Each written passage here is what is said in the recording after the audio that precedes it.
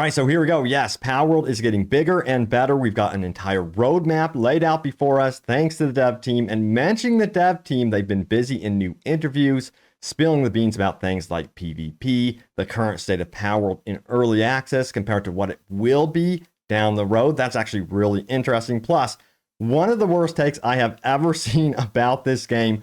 We're going to get into it. But yeah, let's go ahead and start out with the big news about the future of Palworld. This was posted by the official Palworld account. A lot of stuff going on here, but we're going to zoom in on this right here, the roadmap. So let me showcase this, as you can see right here. Now, we're going to be getting critical issues that are going to be addressed by the team. That includes the loading screen may persist when trying to load into worlds and so on. Numerous things that have been identified. And then improvements that they are going to be implementing ASAP. They're not going to hold back on this. Key configuration improvements, improvements to base Pal AI, and pathing. So that's one of the first and foremost things that they're going to look to do when updating the game. Then we have planned future updates. This is down the road. No concrete dates, as you notice, but we're getting PvP, raid bosses, in-game content, Pal Arena, PvP for pals, Steam Xbox crossplay. That's awesome. That's going to open up a lot of opportunities in multiplayer, various Xbox feature improvements, server transfers and migrations, improvements to the building system, new islands, pals, bosses, and technology. So, as you can see, a lot going on there, and I think a lot of people will be very, very excited, especially for the Pal Arena. Being able to take your pals head-to-head in an arena would be a lot of fun. Now, I'm going to get into an interview here more about PvP and some expectations about that one, and also how you kind of need to like guard your expectations when it comes to PvP. But let's talk about the current state of Palworld right now versus to where it's actually going to be when this game launches beyond early access as like a full-blown launch. So let's talk about it. Here is an interview right here with the Palworld dev team. Check it out. It says this: how would you describe Palworld's current state in terms of progress? And the response is this right here. I think all basic functions are set, so perhaps about 60% complete. So get this, we're only 60% of the way through with this game. That's how early on they consider the dev cycle of this game, but they really, really want to expand it even further, which is obvious here. Now, furthermore, they go on to say the following right here. Now, they say the next phase is all about further perfecting the game. When we released Craftopia, their previous outing, their previous game, in early access, we really didn't know anything, including what kind of game it was even supposed to be. But with Palworld, we know what kind of game we're making. It's a game in which you collect pals, a game in which you fight bosses, a survival craft game. The important points that remain are how we're going to implement PvP and to what extent we're going to release new content. We're also prepared to add new game functions, so we will observe user reactions and decide what to prioritize based on what everyone wants. And that's the way to do it, you know, not just to wing it. It looks like they're really in tune to what you guys want. So whatever you do, be vocal about what you want currently. And hey, it might actually end up in the game. Now, also, they were asked about PvP. Let's take a look and see what they said here. It says in early access launch Q&A, you mentioned that you're still considering future PvP elements, but what kind of content are you envisioning at the moment? Which of course PvP has been now confirmed. Now it says PvP is really difficult. First of all, we need to think about why we are introducing PvP to Palworld. To begin with, there are many other games that offer a fun PvP experience, so we need to make sure that there is a reason for Palworld players to play PvP. Of course, using pals you caught in battle is one unique point, but only games that give players a good reason to play can survive in the long term. In this sense, I think it's very harsh territory. This is why Pocket Power is not very optimistic about PvP. You heard right. He says they're not very optimistic about it, despite the fact that, yes, they're going to try it. I love the honesty, I gotta say. Now, it says, I said earlier that we have created a game, but with PvP games, you can't know if you failed or succeeded until the very end. I think that our chances of success are below 10%. That's how high the hurdle is to succeed in PvP. And yeah, they're not wrong. We've seen many other games try PvP. I'm really there for Palworld when it comes to the single player experience and co-op. But since they did mention that you can really battle it out with the pals, that part is very, very intriguing to me. And I think if they have some really, really cool rewards for winning PvP, people will try it out. However, on the flip side, if the rewards are more tantalizing than what you have in co-op, that in itself can produce a problem because PvE players will feel left out.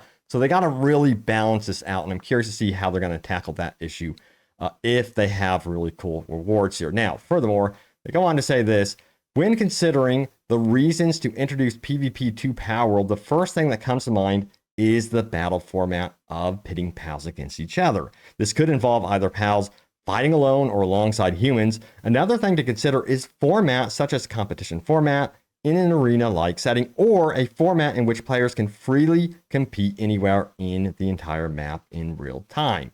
In the case of the arena format, I think that real-time action battles would be the first thing that users would imagine. However, we are also considering an asynchronous battle pattern in which pals fight each other automatically. There are a lot of technical details to be discussed, but we are also considering a format in which pals are registered in the arena and users can freely choose to fight, which would lower the barrier to entry and allow more casual PvP. That's definitely interesting, and it would be cool, I have to admit, to see PvP zones on the map, much like, hey, the Dark Zone from The Division. That would be cool, or even you can compare it to Diablo 4, where they have those PvP zones. I think that would be an interesting way to take this as well, but I do really admire the approach to an arena-type format, and it seems like they want more of like an offhands approach to this as well, which could actually work out and be interesting if you're really like concerned about leveling up your pals and making sure that they're battle ready. Now, we also have some controversial things going on with this game. I'm sure you guys have heard some of the controversies. Check this out right here. It says this: AAA devs are so salty. This one was posted by DigiThorn. We have this from a senior artist at Naughty Dog who says, "My gut is telling me Palworld was made nefariously. I just have no proof. Just dev intuition." And then the reply: "It does feel like that, doesn't it?" And furthermore, another reply says, "Making a game is just so difficult. They're cheating somehow. I just can't pinpoint how." I don't know. That's gaming. You have on one side where AAA developers are getting tons of funding from different sources and companies. I mean, hundreds of millions of dollars. And then you have Palworld release with minimal funding, very talented team, a smaller team, by the way, and they just absolutely take on the world, becoming a leader in their own right in the gaming industry. Now, the interesting thing is, can they keep this up in the long run? That's the biggest question. I'm kind of curious to see if they can hold the crown. And honestly, it's weird to see that people are getting their feathers ruffled over this game. Check this out right here. You have got to remember that this game has no battle pass, no MTX, no cosmetic shop, no paywalls, just a fun game. Palworld deserves every bit of praise and success. Yeah, in 2024, we actually have a game like this. It is an absolute miracle. And in 2023, the top game that was similar to this, at least in terms of how it released with no microtransactions, no battle pass, and also had a huge audience, Dragon Age 3. So you know what? I want to see this more and more often. And if AAA dev teams were paying attention, I should say publishers were paying attention, they would copy this. This is what we want, and you're going to be successful if you give players what they want. Now, we've got to talk about one of the worst takes I have seen for Palworld. It's this one from Eurogamer. It says this: "Playing Palworld gives off the impression of playing a product designed to be sold rather than played. You will feel like a mark and you'll be right." You got to remember, again, like this game doesn't have microtransactions. So when I saw this, my jaw dropped. I'm like, what are they talking about? So yeah, let's get into exactly what they're talking about. So check it out right here. It says, this is the synopsis at the end of the article. I'm not going to read the full article. So still trying to reverse engineer this one. So let's pull back a tiny bit further. "The real problem with Palworld is less the derivative approach itself than it is its total shamelessness. It might be oddly refreshing to be so open about your cynicism, but it also has an impact on the player." Really honestly didn't have any impact on me. I've had a hell of a time with it. "Play Palworld and you won't feel like you're playing something made with thought or craft or an earnest team's best intentions." Wow. And it says you won't feel admiration or wonder. You won't feel any real sense of achievement. You won't feel like any artist has been involved or that anything meaningful might come to mind. You will instead feel like you're playing a product designed to be sold rather than played. You'll feel like a mark and you'll be right. No, I think they're completely wrong. Yes, Palworld feels very familiar in that it definitely does take the formulas from like Ark, Pokemon clearly, and many other games and mashes it together, but it does it so very well. This reminds me of when PUBG released, and then all of a sudden Fortnite came out, and PUBG was like, hey, what happened? We were here first. It doesn't matter if you're there first. It matters if you do it really, really well. And if you're doing kind of like haphazardly, or you're not really paying attention to what you're actually doing and what your audience really wants, in the case of Pokemon specifically, they were getting very average games out. Well, someone's going to come along like Pocket Power and release a Palworld and say, hey, you know what? We know what they want and we're going to actually achieve this. Now let's see how Pokemon and Nintendo can counter Palworld with its release. But I mean, I feel like people are just so shady over this. In fact, some people were saying, hey, you know what? Palworld was created by AI and they borrowed assets from Pokemon. You can clearly see this. And we saw this post right here on Reddit and of course Twitter, and it was ultimately debunked as they really did research this. But the top reply here really tells it all. It says, anyone with a shred of knowledge of AI and Blender would know that all of those allegations are fake. But what irks me more is how this small team of indie developers is getting such a rough treatment just because their game is successful. This is just double standard at its worst. And they're not wrong, it really is a double standard. But let me know how you guys feel about the situation. Do you feel like Palworld is creatively bankrupt, or do you think that there's actually something here? I myself, when I look at some of the character designs and creature designs, I'm just like, wow, I think they're absolutely amazing. They make me laugh as well. And yes, they're different enough from, I think, Pokemon. They're definitely pulling inspiration, don't get me wrong, from Pokemon, but they're also like doing a parody in a way of Pokemon. It kind of like reminds me of, I guess I would compare it to like Spaceballs for Star Wars, if that's a weird comparison. But yeah, that's how I feel about it. But it makes me wonder if we're going to be seeing more and more parody type games in the future, because it seems like they're getting away with it currently. Now, let's get into your top comments, shall we? So my previous video was my first impressions about Palworld, and then you guys gave your take. So let's get into this, shall we? So we have Nitelum, who says, let's be honest, this is exactly how a Pokemon game should have been made, without guns, of course. But a third-person action RPG Pokemon game would have been amazing. Well, you snooze, you lose. This is awesome.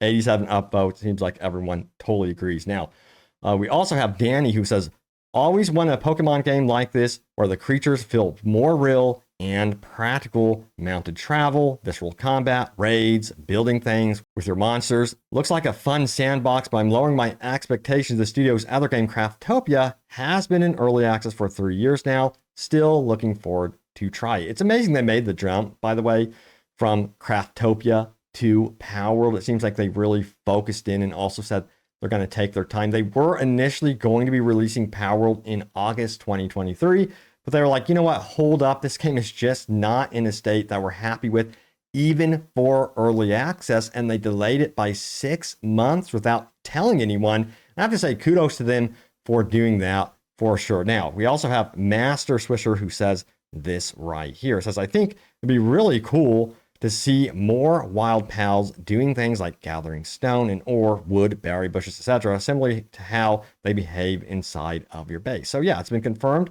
again by that roadmap that they're going to be improving the AI of the pals at the base. So hopefully they can expand what they can actually do. And I would love to see them continuing to add to the pal library, more pals that could do different things at the base, in battle, what have you. But anyway, there it is. The latest happenings around Palworld. I had a feeling this one was going to be a monster hit when I was playing it in early access. And I think it's going to continue onward to really have an audience. So hopefully, crossing our fingers, they can keep this one updated with what you guys want and really understand that. And I really, really hope this development team doesn't expand too quickly and focuses in on one thing, Palworld, instead of like go all over the place. Because we have seen that happen so many times. So hopefully they know to take it slow with this one, to hold on near and dear to what they have. But thank you all so much for watching. Stay tuned here for more open world gaming goodness and Palworld news and updates. I have you guys covered, and I will see you all next time. Take care.